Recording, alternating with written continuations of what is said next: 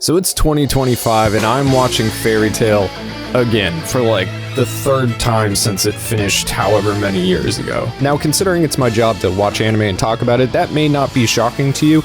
I mean, we've spitballed the idea of doing a full-length Fairy Tail video before, but the issue with that is the massive amount of arguably better anime to cover. And that's not to say that Fairy Tail isn't good, it's just not, One Piece, or Full Metal, or Kenshin, or even Naruto. Fairy Tail is just Fairy Tail, but that's kind of exactly why I'm watching it right now, instead of diving into some amazingly deep and philosophical masterpiece from some deeply respected Japanese artist. So let's get into all of that and pick it apart.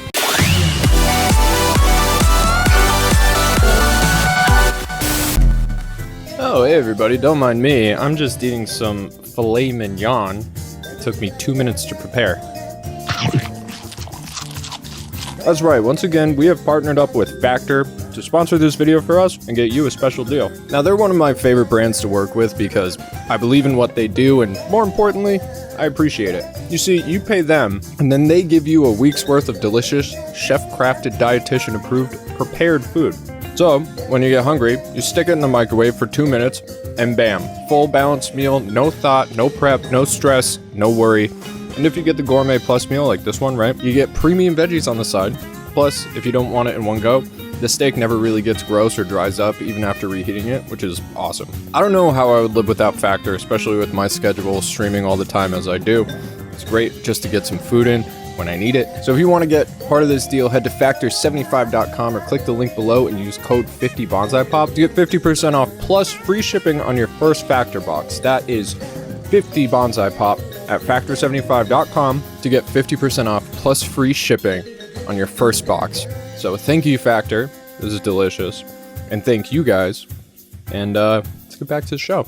Now, I don't think that I need to explain shonen battle anime to anyone here in the States. It's likely how the vast majority of us found anime, at least if you're a full-grown adult. It's the bread and butter, the struggle for self-realization and growth in the face of adversity, shown in the most blatant and obvious way possible. It's meant to show primarily young men the importance of relationships, responsibility, and the relentless pursuit of personal improvement, by literally having the main characters get the shit kicked out of them until they get stronger, wash, rinse, repeat. Since the inception of this genre, which can be attributed to whatever classic manga you want, the shonen battle formula has been reiterated on and tweaked and even deconstructed like 8 million times. For every famous shonen battle story, there is 1,000 dead manga that never made it as well. So you would think that this simple narrative style would be played out by now, but the next generation has been finding ways to reinvigorate it and bring shonen battle to new heights with series like Jujutsu Kaisen, for instance. One Piece is the longest running and one of the most popular series in the world. Again, no real need to explain to a primarily anime-based viewer pool the continued impact of shonen battle manga and anime. So what's so weird about me finding myself watching Fairy Tail again? Well, first off, I have no immediate plans to do a full video on it, and it's like 300 plus episodes long, and I'm like almost 200 episodes in. That's a lot of time spent on something that isn't going to be content, which, for the record, is something I need to worry about every time I turn on the TV.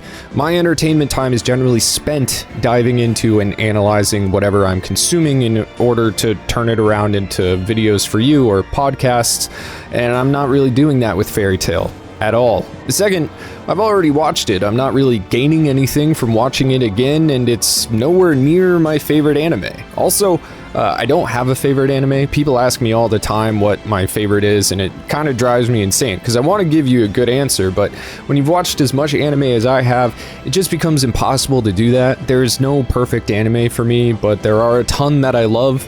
I mean, just go watch a couple of our other videos. But usually when I'm pressed, I say Berserk, which isn't my favorite anime, but it is my favorite manga. I don't know, whatever, you get it. But the third reason it's weird that I'm watching Fairy Tail is that it's Fairy Tail. Fairy Tail is not an anime people my age grew up with. For me, that was Kenshin, Dragon Ball, Yu Yu Hakusho, Gundam Wing. People a couple years younger than me were kind of the perfect age for Naruto when it hit, but Fairy Tail came out in like 2009. Shonen Battle is aimed at teenagers. In 2009, I was homeless and job hunting already. It wasn't until well after Crunchyroll stopped being a sketchy borderline anime pirating site that I stumbled upon it and gave it a go. But that doesn't really matter much. There's plenty of anime I should have watched a long time ago that I still haven't, even shonen battle stuff, but Fairy Tail is still a little bit different, mostly because it stands out by not standing out. In fact, I'd go so far as to say that Fairy Tail is probably the most disrespected shonen anime of all time. That is right, my Bleach stans. I'm even taking that #1 spot away from you. Jokes aside though, I don't think I've ever met anyone who was like, Fairy Tail is my #1 favorite anime of all time, don't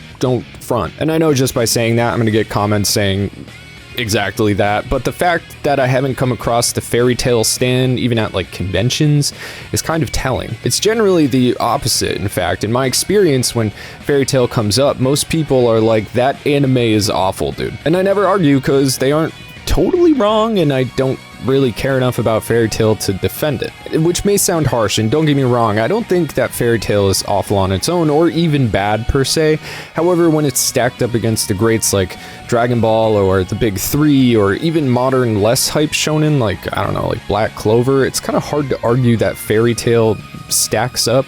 Though I'd say Black Clover is probably the closest recent comparison, and yes, I watched a ton of it like 5 years ago. I don't know, it was fine. Regardless, despite my personal experience with the wider anime community, Fairy Tail was and is wildly successful. It ran for over 300 episodes, the manga ran for 11 years, and there has been additional manga and anime series in the Fairy Tail universe since then. And even with so many people saying it's awful, I've never heard anyone say, I hate Fairy Tail.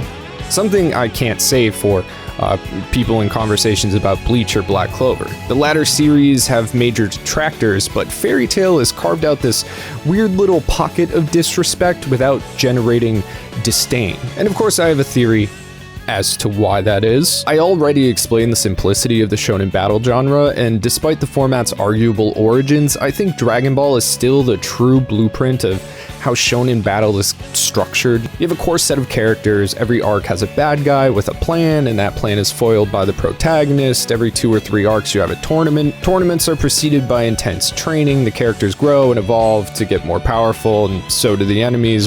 Again, wash, rinse, repeat. Dragon Ball also created its own biggest enemy, which is the characters becoming so insanely powerful over time that it becomes literally impossible to challenge them in a way that isn't absurd. Like, as good as Super was, it was also completely ridiculous. Super Saiyan God is a crazy concept, let's be honest with ourselves. And naturally, as the genre progressed, writers had to balance these arcs with care so their characters didn't have to become gods, super gods, in order to keep the narrative going while also being inventive and fresh. New power structures were invented, some in a rock, paper, scissors like fashion, where no one character had a perfect advantage over another, like in Hunter x Hunter or Jujutsu Kaisen, for example. Many series did away with training arcs as far back as Yu Yu Hakusho. It's a constant struggle to stay true to the formula without blatant plagiarism while also trying to keep it new. And then you have Fairy Tail. Fairy Tail doesn't really seem to care about innovation, and I'd go so far as to say that it rejects it. This series is the most back-to-basics shonen out there, at least structurally. Every season, every arc goes like this. Main characters find themselves in a problematic situation. Thankfully, the bad guys have exactly as many fighters as the good guys. All the characters separate and fight one-on-one until the good guys win. It's 85% fighting, 5% story, and 10% fan service. There's no blood. Basically, no one important ever dies, save for, I don't know, maybe 1 or 2 characters. And despite having the more than usual fan service nature, it never strays into ecchi territory. There's no upskirts. It never gets too dirty. But of course, every female character is packing giant bazungas and not a lot of clothes. It's tropey, corny, and predictable, but it gives you just enough story to hang on. We'll get into that in a minute. Also, the art and animation is pretty good and super consistent. Unlike Naruto, for instance, where you have these amazing moments of Sakuga and then really ugly, kind of phoned in sections, Fairy Tail just keeps trucking along with consistent, solid fidelity. It's a good looking anime from episode 1 until the finish. It also has an amazing soundtrack. OPs and EDs aside, the music in Fairy Tail is excellent, highly reminiscent of the Yeast series. It pairs distorted guitars and high BPM with more folk instruments like the fiddle to bring this like really catchy rocking fantasy vibe. It's actually one of my favorite things about the series and is highly listenable on its own. The show is also pretty funny. It focuses heavily on comedy, whether it's incredibly weird characters, situational gags, or well-written dialogue and really good voice acting. Speaking of which, it has an excellent English Funimation dub with some of the best voice actors in the medium, including almost the entire cast of Yu Yu Hakusho. I highly recommend the dub. It's very clear that the actors enjoyed what they were doing and they absolutely brought it. Lucy's monologues are kind of bad, but they're very few and far between, and her voice actor actually does an amazing job otherwise. Then of course, you have the story like I mentioned earlier, which is complicated. It's actually kind of difficult to pin down who the main character even is. Is it Lucy or is it Natsu? Regardless, Natsu is obviously the driving force and is really mysterious. The whole concept of Dragon Slayers and what that means is slowly, and I mean slowly, drip fed to you over hundreds of episodes, but it's compelling enough that you stay because you kind of want to know. There's also like 8 million other characters in a more Naruto fashion that all have their own personalities, backstories, and mini arcs, so there's plenty to work with within the series with the characters alone, but then there's also the wild magic-filled fantasy world this takes place in with its own rules and laws and history. It's no wonder that there's now like multiple Fairy Tail series. There's an absolute boatload to work with. So given all of that, why is Fairy Tail so disrespected? Honestly, I think it's because it's overly goofy and extremely simple in its structure. It's back to basics shonen, meat and potatoes, no crazy innovation. It's about as simple as it gets when it comes to structure.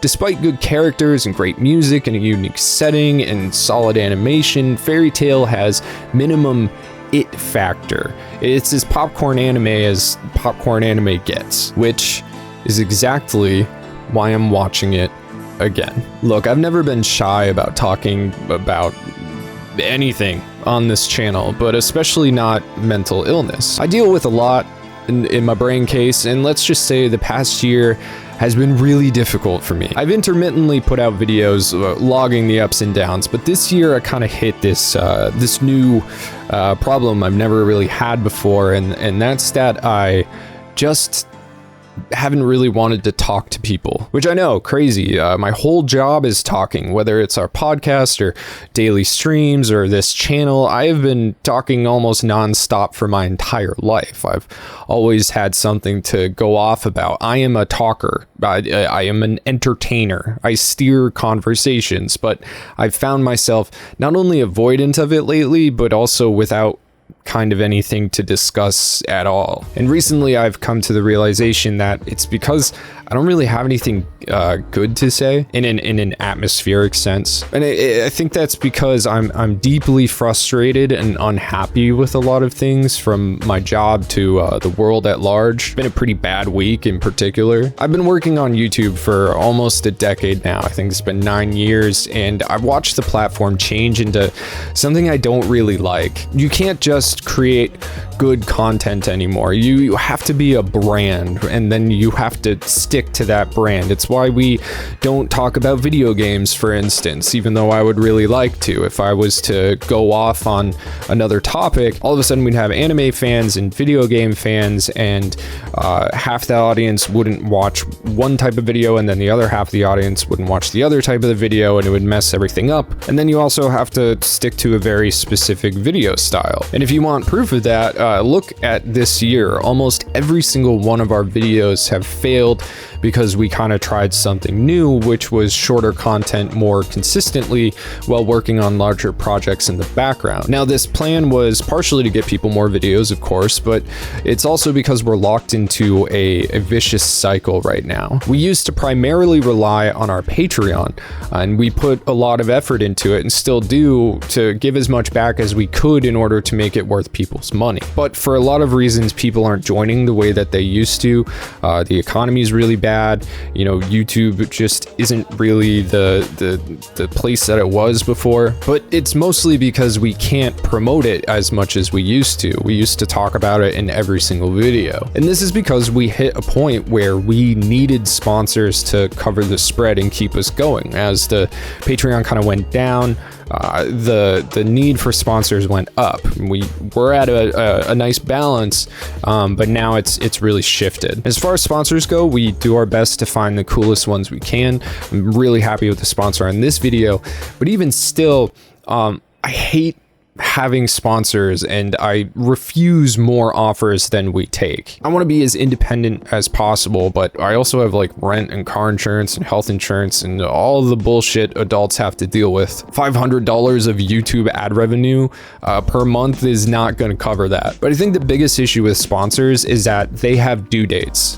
This video had to come out today, and the last video had to come out on the 14th, which means I had to make each video with only 2 weeks of time to create. That means I cannot get you guys an hour-and-a-half video that I want to make because I only have 2 weeks. It's impossible. But those long format, deep dive videos are what the majority of our subscribers want. You people here right now, you guys are the outliers, and we appreciate you so much. Thank you. But this ain't paying the bills. This video not paying the bills. So I'm basically hamstrung. My back is against the wall for every video. I'm constantly on a ticking clock for every video, which is just horrible for creativity. I'm doing my best, but it's been a grind, and I'm not able to get out the long content that people really love. Now, for a lot of creators, the position that I'm in wouldn't really be an issue. Obviously, the video's not performing very well. That's always a problem, but the idea of just making content to make content is their business model. It's simply the product that they sell. But I make videos because I love making videos. I love writing.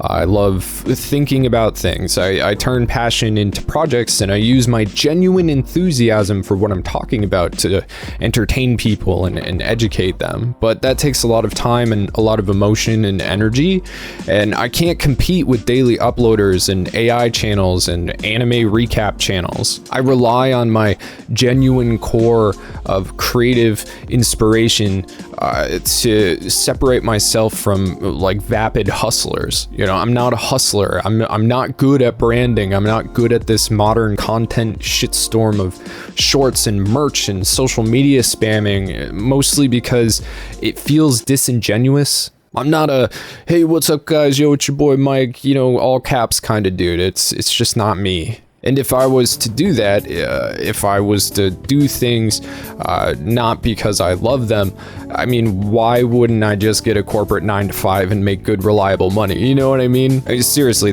what's the difference between that and cranking out meaningless, emotionless, copy-paste videos to grab the widest audience possible? That's not what I'm in this for. I'm not here to wax famous or bathe in attention. If I wanted that, I'd be way less open and way less opinionated. I'd take a centrist stance. I'd put myself on a pedestal above you guys, right? I'd make myself seem like an authority. But in reality, I'm not that. I'm an extremely accessible creator. But like the streams, I talk to chat the entire time.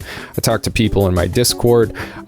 We've made like lifelong friends that way. I don't think I am or pretend to be any better than anybody else. This is just something that I put a lot of work and a lot of time into, and I really grinded my way to where I am. There was no insta boost, like I went viral and all of a sudden got like all these subs. Like this has been 9 years of work, a failed channel, making a new channel. And the reason that I don't do that is because I think you guys are great, specifically because you're weird.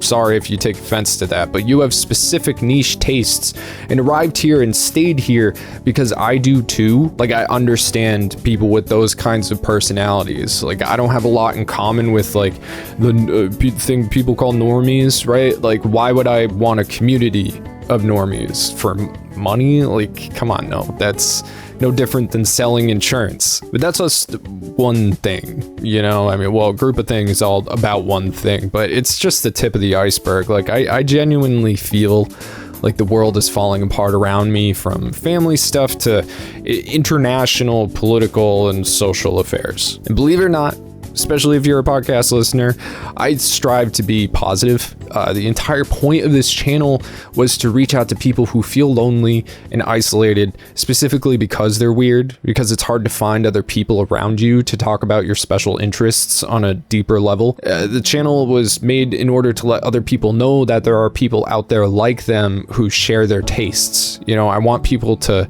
have a good time. I shoot for that in my daily life and in my work. Right? I'm a chronic entertainer. It's actually a problem. I do it to the point where it can be physically and emotionally detrimental. I leave social situations feeling like I got hit by a bus because I work so hard to keep the conversation going and come up with interesting topics or activities, basically to make sure that everyone felt heard and included and had a good time. It's pathological. I'm working on it, but it does bring me like a kind of satisfaction. And because of that, like my whole life, I've found it very difficult to stop talking. But things have kind of been so bad lately that I just find myself not knowing what to talk about or how to talk about things. I can't think of anything that won't make me or someone else more miserable or anxious. I can't think of anything that won't make me or others feel more powerless or our efforts less futile. You know, I feel like I've spent my entire life fighting, and yeah, it's got me where I am, and that's amazing. Like I know how fortunate and I don't know, blessed that I am to be in the position that I am.